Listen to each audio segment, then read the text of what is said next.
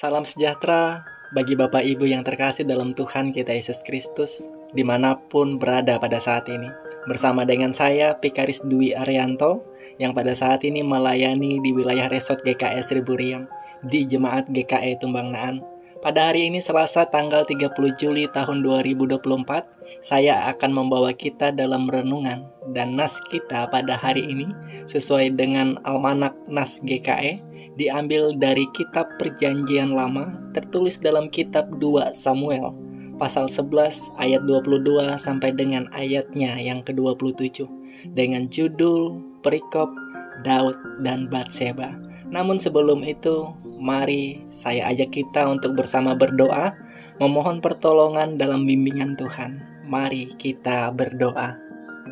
Ya Tuhan kami Yesus Kristus, syukur kepadamu atas setiap kebaikan yang kami terima. Melalui setiap puja dan puji kami menjadi bentuk hormat kami kepadamu. Jadikanlah hidup dan kehidupan kami selaras dengan yang Kau ingini. Pun saat ini, kami mohon bimbingan dalam penyertaan-Mu kepada kami untuk membaca, mendengar, dan menyimak dengan hikmat yang Kau beri kepada kami dalam perenungan firman yang akan kami pelajari bersama, dengan harapan untuk dapat menghasilkan buah dalam tindak laku kami sebagai orang-orang kepunyaan-Mu. Amin. Baiklah, Bapak Ibu terkasih, kita akan bersama membaca Alkitab kita dari kitab 2 Samuel pasal 11 ayat 22 sampai dengan ayatnya yang ke-27 dengan judul Perikop Daud dan Batseba. Dalam nama Tuhan, mari kita bersama membaca. Lalu pergilah suruhan itu, dan sesampainya ia memberitahukan kepada Daud segala yang diperintahkan Yoab kepadanya. Suruhan itu berkata kepada Daud, "Orang-orang itu lebih kuat daripada kami dan keluar menyerang kami di padang. Tetapi kami mendesak mereka kembali sampai ke lubang pintu gerbang.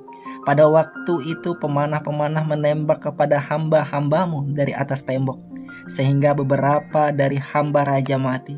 Juga hambamu Uria, orang Het itu, sudah mati." Kemudian berkatalah Daud kepada suruhan itu, "Beginilah kau katakan kepada Yoab, janganlah sebal hatimu karena perkara ini, sebab sudah biasa pedang makan orang ini atau orang itu. Sebab itu perhebatlah seranganmu terhadap kota itu, dan runtuhkanlah itu. Demikianlah kau harus kuatkan hatinya." Ketika didengar istri Uria bahwa Uria suaminya sudah mati, maka merataplah ia karena kematian suaminya itu. Setelah lewat waktu berkabung, maka Daud menyuruh membawa perempuan itu ke rumahnya. Perempuan itu menjadi istrinya dan melahirkan seorang anak laki-laki baginya. Tetapi hal yang telah dilakukan Daud itu adalah jahat di mata Tuhan. Demikian jauh pembacaan Alkitab untuk kita renungi bersama. Yang berbahagia ialah mereka yang mendengarkan firman Allah dan yang memeliharanya. Baiklah, Shalom Bapak Ibu yang terkasih. Nas kita hari ini menceritakan mengenai kabar berhasilnya rencana Daud yang menyingkirkan Uria di medan perang, dengan menyuruh Yoab untuk memposisikan Uria di garda garis terdepan peperangan, dengan siasat untuk menutupi aib dan kekhawatiran Daud atas dosa yang telah diperbuatnya, yang tidur bersama dengan istri Uria hambanya. Nas kita ini tentu tidak lepas dari ayat-ayat sebelumnya, ketika seorang Daud diam di Yerusalem pada saat berganti tahun, yang biasanya para raja-raja berperang, hanya mereka para kesatrianya termasuk Uria berjuang bertempur di medan peperangan. Dan Daud dalam zona nyamannya melakukan dosa yang diperbuatnya dari melihat, mengingini, dan melakukan serta melahirkan perbuatan yang tidak senonoh bersama Batseba yang membuatnya mengandung. Lalu untuk menutupinya, Daud merencanakan agar memanggil Uria dari medan perang ke Yerusalem dan merekayasa seolah-olah Uria merupakan ayah dari anak itu. Namun rencana itu gagal, sehingga timbullah rencana pembunuhan dengan sebuah perintah melalui surat yang dikirim melalui Uria yang diutus kembali ke medan perang kepada Yoab yang pada saat itu sebagai pemimpin perang. Demikian dengan titah itu, maka pada waktu pengepungan kota Raba, disuruhlah Uria ke tempat yang diketahuinya ada lawan yang gagah perkasa. Dengan keberanian dan semangat bagi negerinya, ia pergi ke tempat yang dituju. Dari pertempuran itu, Uria gugur. Dengan licik, Yoab menyuruh utusan itu meredakan amarah Daud dengan memberitahukan dia bahwa Uria, orang Het itu, juga mati. Hal ini memberikan isyarat yang terlampau jelas kepada utusan itu dan melalui dia kepada orang lain, bahwa Daud dengan diam-diam senang mendengar berita itu. Sebab pembunuhan pasti akan terungkap, dan apabila orang melakukan hal yang hina semacam itu, mereka akan diolok-olok dan dicela bahkan oleh bawahan mereka. Sang utusan menyampaikan pesan Yoab sesuai perintah. Ia bercerita bahwa musuh-musuh yang dikepung keluar lebih dahulu untuk menyerang para pengepung. Orang-orang itu menyerang orang-orang kami di padang, menggambarkan bahwa para pengepung telah melaksanakan tugas mereka dengan gagah berani. Kami mendesak mereka kembali sampai ke depan pintu gerbang. Kami bergegas memaksa mundur ke dalam kota. Demikian, utusan itu mengakhiri laporannya dengan menyebut sekilas tentang pembantaian yang dilancarkan kepada mereka oleh para pemanah dari atas tembok.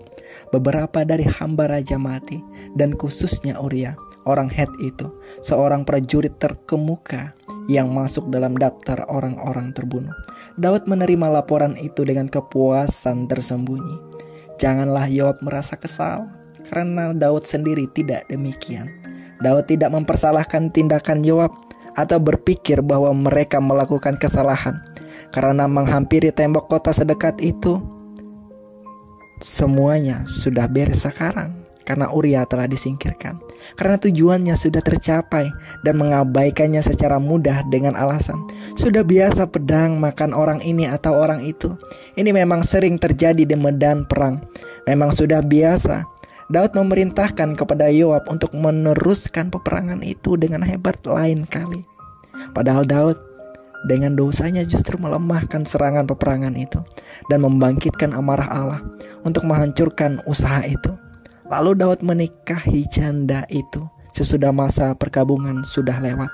Sebagaimana itu merupakan kebiasaan yang diperbolehkan, pun Batseba melahirkan seorang anak laki-laki bagi Daud.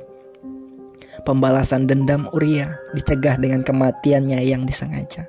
Tetapi kelahiran anak itu yang begitu cepat menuai kecurigaan dan menguak kejahatan yang diperbuat Daud. Dosa akan mempermalukan pelakunya.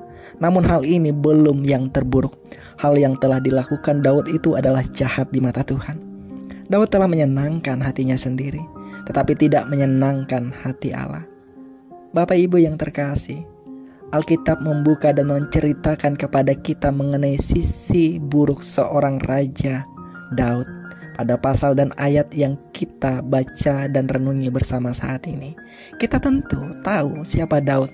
Di pasal-pasal sebelumnya yang merupakan seorang pemberani, takut akan Tuhan, selalu tanya ketika dia mau ambil keputusan, dan selalu bertanya kepada Tuhan.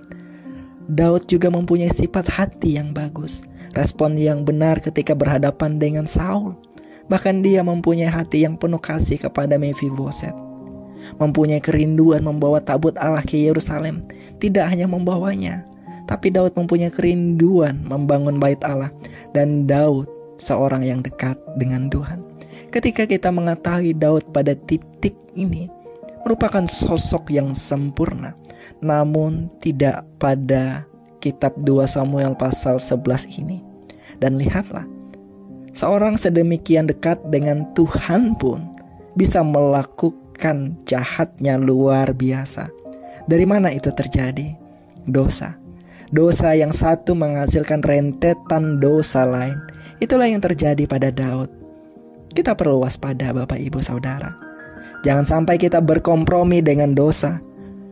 Ketika berkompromi dengan dosa, maka kita akan melakukannya dan menuntut kita untuk dapat melakukan dosa yang lebih lagi, untuk menutupi dosa yang sebelumnya. Inilah yang terjadi kepada Daud. Perhatikanlah, Allah melihat dan membenci dosa. dalam diri umatnya. Bahkan semakin orang mengaku dekat dengan Allah, semakin jahat pula dosa-dosa mereka di matanya. Sebab orang-orang yang berbuat dosa seperti Daud pada pasal ini akan dipandang jahat di mata Allah. Oleh karena itu, apa yang dipandang tidak benar dan dianggap biasa, jika bisa jangan dilakukan. Dosa seperti bola salju, Bapak, Ibu, dan Saudara. Semakin digelindingkan akan semakin besar. Dimulai dari berzina dengan istri orang hingga membunuh suami perempuan itu. Meskipun dilakukan sembunyi-sembunyi dan hanya diketahui sedikit orang. Tetapi penulis kitab ini menyatakan bahwa tindakan dosa Daud adalah, sekali lagi saya katakan, jahat di mata Tuhan. Ini menjadi peringatan keras bagi kita. Jangan pernah bermain-main dengan dosa. Jika suatu waktu kita jatuh ke dalam dosa, jangan berkubang di dalamnya. Minta pengampunan kepada Dia, Sang Penebus.